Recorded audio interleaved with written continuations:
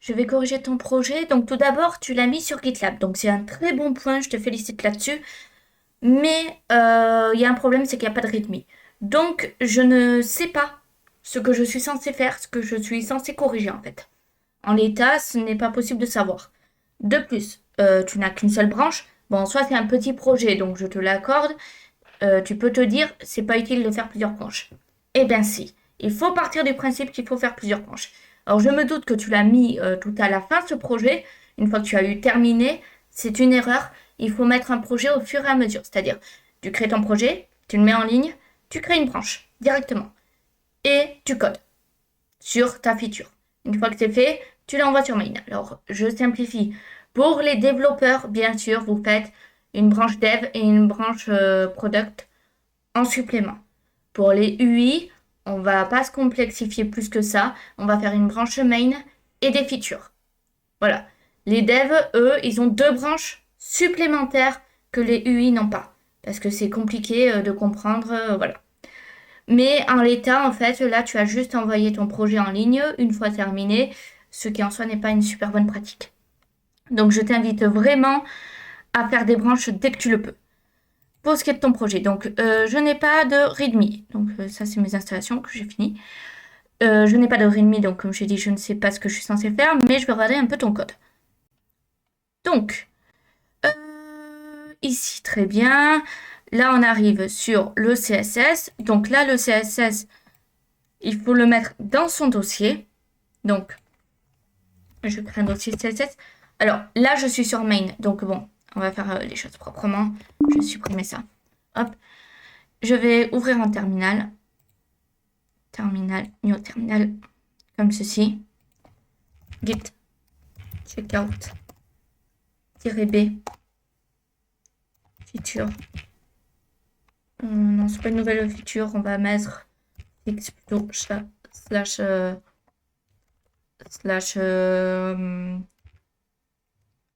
repo. Voilà. Repository. Ok, très bien. Donc là, qu'est-ce que je fais? Hop, je déplace. Alors, hop, je vais mettre CSS, pardon. Et je déplace mon style.css dedans. Parfait. Donc, ok. Et là, forcément, ça veut dire /CSS, style.css. Ici, pareil. Image /. Image, donc, etc. Alors, juste cheval, ce n'est pas suffisant. Qu'est-ce qui fait ton cheval? Pourquoi il fait ça, etc. Pose-toi des questions. Dis-toi, je suis une personne aveugle. Qu'est-ce que j'aimerais savoir sur le site internet en question? Voilà. Donc ça, pareil ici. Là, t'as pas mis de alt. Donc, ce n'est pas bien. Les personnes aveugles se débrouillent en soi. Donc, non, on met toujours un alt. Alors, je vais ouvrir. En soi, après, pense également à nommer tes images. Parce que la mammal, donc je pense que c'est celui-ci. Voilà. Donc, par exemple, quelle race est ce cheval? Qu'est-ce qu'il fait? Où est-ce qu'il se trouve? Ce genre de choses. Cheval noir dans un champ, que sais-je. Celui-là, donc c'est le horse. Donc ça. Alors, il y en a deux. 37, 81, 837. Et il a un S. Donc c'est bien celui-là. Troupeau de chevaux, par exemple.